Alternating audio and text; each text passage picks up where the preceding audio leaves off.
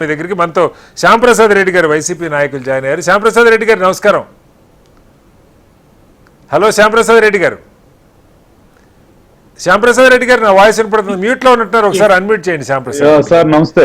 శ్యాంప్రసాద్ రెడ్డి గారు, ఇవాళ అంటే ఈ చర్చ కొంచెం రాజకీయాలకు అతీతంగా మాట్లాడుతున్నాం. అధికార పక్షాలు, ప్రధాన ప్రతిపక్షాలు, ప్రజల సమస్యలు, వీటి మీద చర్చ జరుగుతుంది. శ్యాంప్రసాద్ రెడ్డి గారు, ప్రధాన ప్రతిపక్షంగా ఆంధ్రప్రదేశ్లో మీకు ఎమ్మెల్యేలు 11 మంది ఉన్న 40% ఓట్లు ఉన్నాయి. ప్రశ్నించాల్సిన బాధ్యత మీకున్నది. అయితే ప్రశ్నించడం అంటే ఊరికే బట్టగాల్చి మీదేయటమేనా? ఒక ఎవిడెన్స్తో సహా, సాక్ష్యాలతో సహా బయట పెట్టి ఒక మంచి ప్రెస్ మీట్ పెట్టి వివరాలు, ఇప్పుడు ఆయన బ్రిజేంద్రనాథ్ రెడ్డి గారు అయినా లేకపోతే ఇక్కడ ప్రకాష్ రెడ్డి గారు అయినా విమర్శలు చేయాలనుకున్నప్పుడు అధికార పక్షం మీద రూలింగ్లో ఉన్న ముఖ్యంగా స్థానిక సమస్యలు, అహోబిలం తల వెంట్రుకలే కావచ్చు, లేదంటే అనంతపురం జిల్లాకు సంబంధించిన సమస్యలే కావచ్చు, వాటిని లేవనెత్తే పద్ధతి ప్రజలకు ముందు విషయం అర్థమైతే జవాబు చెప్పుకోవాల్సిన బాధ్యత వాళ్ళ మీదే ఉంటుంది. చెప్పుకోకపోతే ప్రజలకు విషయం అర్థమవుద్ది.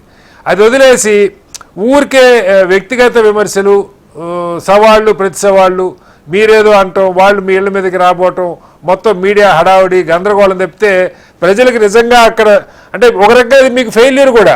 అక్కడ ఏం తప్పు జరిగిందో, ఏం అవినీతి జరిగిందో ప్రజల ముందు ఎస్టాబ్లిష్ కూడా చేయలేకపోతున్నారు కదా, ఏం చెప్తారు? యాక్చువల్గా నమస్తే సార్, ప్యానెల్ మెంబర్స్ అందరికి కూడా గుడ్ ఈవినింగ్ అండి. నమస్తే, చెప్పండి. యాక్చువల్గా మీరు ఎత్తుకున్న ఈరోజు టాపిక్ అయితే కనుక చాలా రిలవెంట్. యాక్చువల్గా ఈ కాంటెక్స్ట్ లో కాసేపు పార్టీలను పక్కన పెడితే గనక రాజకీయాలు ఎలా అయిపోయాయంటే అండి, ఫ్యాన్సీ థింగ్ అయిపోయిందండి. చాలా మందికి యాస ప్రాస గురించి ప్రోకలాడడం, ఏదో పంచ్ డైలాగుల కోసం వెంపర్లాడడం తప్పించి కంటెంట్ ని మాట్లాడే వాళ్ళు వాస్తవంగా తగ్గిపోయారు. నా దృష్టి వాళ్ళ ముగ్గురు అద్భుతంగా కంటెంట్ మాట్లాడే వాళ్ళు ఉన్నారు స్టూడియోలో. I'm happy. నేను ప్యానల్ మెంబర్స్ గురించి మాట్లాడలేదు, ఇన్ జనరల్ బయట పొలిటీషియన్స్. సో ఏమవుతుందంటే sir, sorry you have to take this in general గా చెప్తున్నాను. మీడియా కూడా ఏం చేస్తుందని అంటే అట్లాంటి వాగుడుకాయల్నే ఎక్కువగా ప్రమోట్ చేసే పనిలో ఉన్నారండి. కరెక్ట్. సో వ్యక్తిగతంగా వ్యక్తులకి వాళ్ళ లాంగ్వేజ్ మీద ఆ పర్టికులర్ సిచ్యువేషన్ లో రెస్పాండ్ అవ్వడానికి బదులు రియాక్ట్ అవుతున్నారండి ఎక్కువ మంది. వ్యక్తుల్ని కంట్రోల్ చేయడం కంటే మీడియాకు కూడా, మీడియా హౌసెస్ కి ఐ మీన్ ఖచ్చితంగా కొన్ని గైడ్ లైన్స్ అంటూ ఉంటాయి కదా సార్, కోడ్ ఆఫ్ కాండక్ట్. వాళ్ళు కూడా, మీడియా కూడా పార్టీ లైన్ తీసేసుకొని బ్రేకింగ్ న్యూస్ అని అదేంటది ఈ ఫ్యాన్సీ థింగ్ కి మీడియా కూడా ఎంటర్టైన్ చేస్తుంది సార్. ఎక్కడో ఒక దగ్గర there must be a check అండి. It is high time. ఏంటంటే ఓల్డ్ టైమర్స్, మీరు ఓల్డెన్ డేస్ లో అసెంబ్లీ డిస్కషన్ చూస్తే గనక పాత వీడియోస్ గానీ, ఈవెన్ ఆ బుక్స్ కూడా కొన్ని ఉన్నాయండి, కొంతమంది స్పీచెస్ వింటే గనక లాట్ ఆఫ్ లెర్నింగ్ ఉంటుంది సార్ యంగ్ జనరేషన్స్. ఇప్పుడు ఎలాంటి ప్రెసిడెన్స్ ఇస్తున్నారంటే పొలిటీషియన్స్ ఛాలెంజ్లు విసురుకోవడం, గట్టిగా మాట్లాడడం, వ్యక్తిగత విమర్శలు చేయడం, ఏమవుతుందంటే అంతిమంగా ఆ మూమెంట్ బాగానే ఉంటుంది కానండి జనాలకి విసుగు పుట్టిస్తుంది. కాదు శ్యాంప్రసాద్ రెడ్డి గారు, నాకు చాలా ఆశ్చర్యంగా ఉంది ఏంటంటే 3 ప్రధాన పార్టీలకు సంబంధించిన 3 నాయకులు స్టూడియోలో ఉన్నారు. ముగ్గురు రాజకీయంగా జరుగుతున్న తప్పు గురించి చెప్తా ఉన్నారు, ఎంతో కొంత యాక్సెప్ట్ చేస్తున్నారు. మా దగ్గర కూడా ఈ సమస్య ఉందని యాక్సెప్ట్ చేస్తున్నారు. బట్ ఎందుకు పార్టీలు సరి చేసుకోవు ఈ లోపాలని? ఇది సరైన పద్ధతి కాదు, మీరు అలా ప్రవర్తించవద్దు, పార్టీకి చెడ్డ పేరు వస్తుంది అన్నది. సరే, మీడియా అంతా ఫెయిర్గా ఉందని నేను అంటలేదు, కానీ హైలైట్ కావాలి, లైకులు రావాలి, వ్యూస్ రావాలని సోషల్ మీడియా అంతా అధ్వానం కాకపోయినా మీడియాలో కొన్ని సమస్యలు ఉన్నాయి, లేవని ఎవరో అని చెప్పం. కానీ పార్టీలుగా, ప్రజల్ని ఓట్లు అడిగే పార్టీలు, పాలించిన పార్టీలుగా, దశాబ్దాల చరిత్ర ఉన్న పార్టీలుగా ఎందుకు పార్టీలో ఈ సెల్ఫ్ కరెక్టింగ్ మెకానిజం, తప్పు చేస్తే నువ్వు కొంచెం ఓవర్ చేసావురా, ఇది కరెక్ట్ కాదు అని చెప్పి బయట మీడియాకి రాకపోతే కనీసం నాయకులు మందలిస్తారని ఆశించవచ్చా? ఉదాహరణకి మీ ప్రకాష్ రెడ్డి గారు ఇవాళ, ఒక్క నిమిషం శ్యాంప్రసాద్ రెడ్డి గారు, ప్రకాష్ రెడ్డి గారి ఇంటి మీద రాళ్ల కుప్ప మీడియాలో కనపడింది. సరే, ఈయన ఎంఎస్ రాజు గారు ఇంటి మీదకి వస్తారనుకుందాం, మడకసేరి ఎమ్మెల్యే గారు, రాళ్ళేసి కొడదామని మీరు డిసైడ్ అయ్యి ఉన్నారా? అంటే ఇది కరెక్ట్ పద్ధతా? సార్ ఈ పర్టికులర్ ఇన్సిడెంట్ కి వెళ్తే మళ్ళీ ఇష్యూ స్పెసిఫిక్ గా అయిపోతుంది, టాపిక్ ఒక రిలవెన్స్ పోతుంది. నేను దాని గురించి వెళ్ళదలుచుకోలేదు. ఆ సిచ్యువేషన్ లో ఏం జరిగిందో అక్కడ ఉన్నోడు మాట్లాడితే రెలవెంట్ గా ఉంటుంది సార్. బట్ ఇన్ జనరల్ గా పార్టీ ఎవరైతే helm of the affairs top leaders ఉంటారో వాళ్ళు నార్మల్ గా ఇట్లాంటి లాంగ్వేజ్ ని ఎవ్వరు కూడా అండి ఏ పార్టీలో కూడా వాళ్ళు ఎంకరేజ్ చేస్తారని నేను వ్యక్తిగతంగా అనుకోను. కాకపోతే ఈ ఫ్రంట్ లైన్ లీడర్స్ కొంతమంది ఆ స్పర్ ఆఫ్ ద మూమెంట్ ఒక మాట జారడం, ఆ జారిన మాటను సమర్థించుకోవడానికి ఇంకొంత బ్యాకప్ గా ఇంకొంత ఫ్లోలో వెళ్ళిపోవడం జరుగుతుంది. అది అట్లా ఒక హ్యాబిట్ అయిపోయింది, ఒక రాంగ్ ప్రెసిడెన్స్. గత చెప్పాలంటే ఒక 10-15 ఏళ్ళుగా ఇది ప్రారంభమైందండి. Again it's cyclic process sir. ప్రతి వ్యవస్థ లాగే ఇది కూడా కోర్స్ కరెక్షన్ జరుగుతుంది సార్. ఇది జరుగుతుంది. ఎప్పుడు జరుగుతుంది అని అంటే జనాలు చీకొట్టినప్పుడు. ఒకప్పుడు కొంతమంది లీడర్స్ బికాస్ ఆఫ్ వాళ్ళు బాగా మాట్లాడతారు అని పాపులర్ అయిన లీడర్స్ కే అదే మైనస్ అయినదండి. మీకు నేను అంటే ఓపెన్ గా మనం చాలా రాజకీయాలకు అతీతంగా మాట్లాడుకుంటున్నాం కాబట్టి చెప్తున్నాను sir.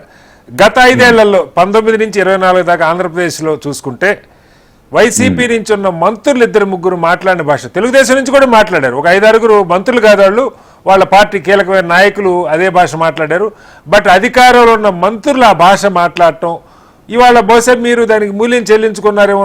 One of the reason అయి ఉండొచ్చా వీటి మీద పార్టీలో? అంటే ఇందాక మన వీరు చెప్పారు, జగదీష్ గారు చెప్పారు ఒక మాట, తెలుగుదేశంలో ఒకటైతే కనపడుతుంది సార్, నిజంగా చర్యలు తీసుకోకపోయినా చర్యలు తీసుకున్నట్టు ఎవరన్నా నాయకులు కొంచెం అడ్డగోలుగా మాట్లాడితే చంద్రబాబు గారు పిలిచారు, మందలించారు అన్న వార్త పత్రికల్లో వస్తుంది. నిజంగా లోపల ఏం జరిగిందో నేను చూడలేదు, నాకు తెలియదు. కానీ వైసీపీలో ఇలాంటి భాష మాట్లాడుతున్నప్పుడు జగన్మోహన్ రెడ్డి గారు కాస్త వాళ్ళని మందలించారనో లేదు ఇది కరెక్ట్ కాదని చెప్పారనో ఆ వార్త కూడా రావట్లా. అది జరుగుతుందా లేదో కూడా మాకు తెలియదు. ఏం చెప్తారు సార్? యాక్చువల్ గా అయితే అగైన్ మళ్ళీ ఒక స్పెసిఫిక్ లోకి వెళ్ళట్లేదు నేను ఏమంటానంటే సార్,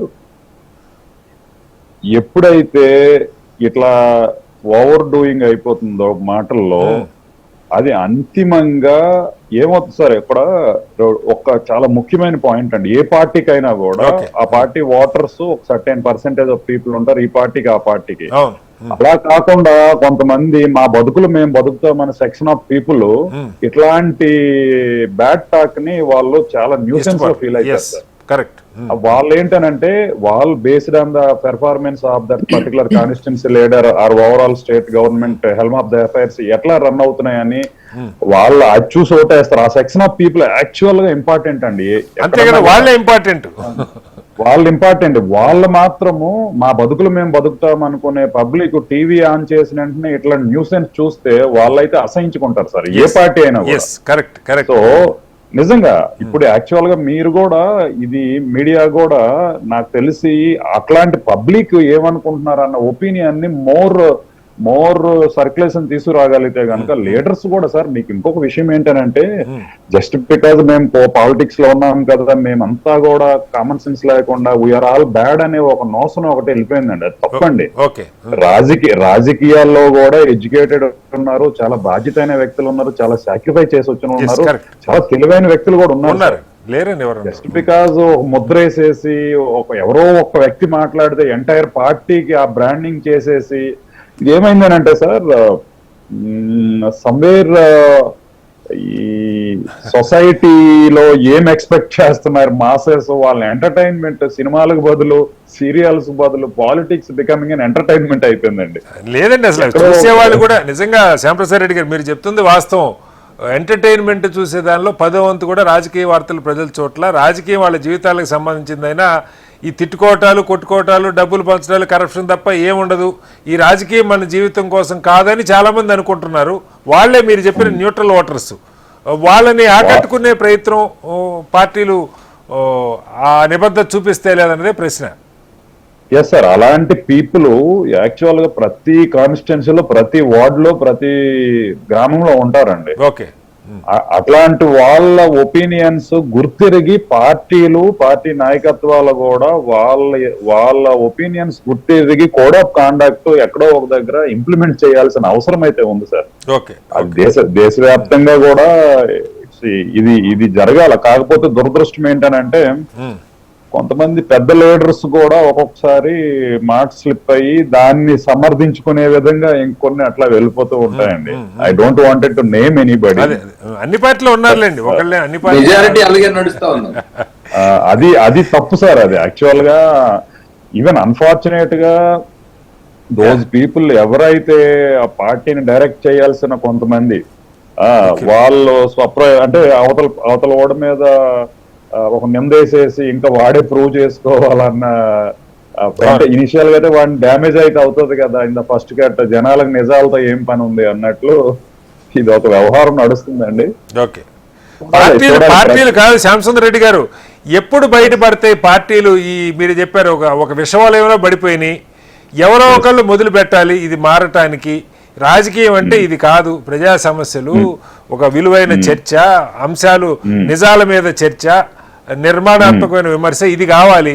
దీనికోసం ఏదైనా 1% అన్న ప్రయత్నం పార్టీల నుంచి ఆశించవచ్చా? నేనే పార్టీ సార్ నిజంగా చెప్తున్నాను, party leaders no party wanted such bad talk. ఏ పార్టీ కూడా సార్, పార్టీ ఒక వ్యవస్థ రన్ చేస్తున్నారంటే వాళ్ళు ఎంతో బాధ్యతగా ఉంటారు సార్ ఎవరైనా కూడా. అంటే అండ్ వాళ్ళు ఇట్లాంటి ఇష్యూస్ ని, ఇట్లాంటి పెట్టి న్యూస్ ని, ఇట్లాంటి పాపులర్ న్యూస్ ని వాళ్ళు వినే టైం కూడా ఉండదు sir. They are preoccupied with their own things. అవి వేరే ఉంటాయి. బట్ అన్ఫార్చునేట్ గా ఏంటంటే నాయకుల దృష్టిలో పడాలా, మేము మీడియాలో బాగా సర్క్యులేట్ అవ్వాలా సార్. అంటే నేను దయచేసి మీడియా మిత్రులు అర్థం చేసుకోవాల్సింది ఏంటంటే, మీరు the other side of the coin మీరు ప్రజెంట్ చేయడానికి మీరు ఆ 1% ఇనిషియేషన్ సంతోషం. హెచ్ఎంటీవీ ఇందాక చెప్పారు సార్, సుమిత్ర గారు చెప్పారు, హెచ్ఎంటీవీ అలాంటి ప్రయత్నాలు చాలా చేసింది, చేస్తూ ఉంటది కూడా. చేస్తున్నారు. ఈ రోజు నేను నార్మల్ గా నేను డిస్కషన్ రాను సార్. యాక్చువల్ గా రావడానికి కూడా కారణం ఏంటంటే ఈ టాపిక్ ఏదో రిలవెంట్ గా ఉందని చెప్పేసి అనిపించి నేను వచ్చాను sir. And I'm happy. Actual panel members గురించి నాకు పెద్దగా తెలీదు, బట్ ఏంటి అని అంటే ఇది it should start from at least from the media. దీన్ని ప్రమోట్ చేయండి సార్. అగైన్ ఇట్స్ అగైన్ మేము ప్రమోట్ చేస్తాం సార్, మీరు మొదలు పెట్టాలి కదా, మీరు మొదలు పెట్టకుండా మేము ప్రమోట్ చేయాలి. దట్స్ వాట్ నా కాన్స్టిట్యున్సీలో అయితే నేను అది చేస్తున్నాను సార్. ఇందాక మీరు ప్యానల్ మెంబర్స్ మాట్లాడుతున్నప్పుడు నేను ప్రెస్ మీట్ పెట్టాను అంటే with data, with geo copy, on site వెళ్ళి పబ్లిక్ గా విజిట్ చేసి దట్ ఐఎమ్ డూయింగ్ సార్. అంటే let me introduce myself. నేను కూడా మీ వరంగల్ లోనే చదువుకున్నా sir. Graduated from RSC Warangal. రాజకీయాలకు వచ్చాము అని అంటే ప్రతి ఒక్కరికి ఎలా అయిపోయింది అని అంటే ఎవ్రీబడి గాట్ పొల్యూటెడ్ అన్నట్టు. అంతే కదా, రాజకీయం అంటే 100 కోట్లు వెనకేసుకొని 1000 కోట్లు వెనకేసుకొని 100 కోట్లు ఖర్చు పెడతారు అన్నదే రాజకీయంగా ఉంది కదా. కాదు సార్, తెల్లబట్టాల వెనక చినిగిపోయిన బనియాన్లు ఎన్నో ఉంటాయి సార్. క్వాలిటీ ఉన్న వాళ్ళకి ఆ రికగ్నిషన్ కూడా ఉంటుంది సార్. మళ్ళీ వస్తాను శ్యాంప్రసాద్.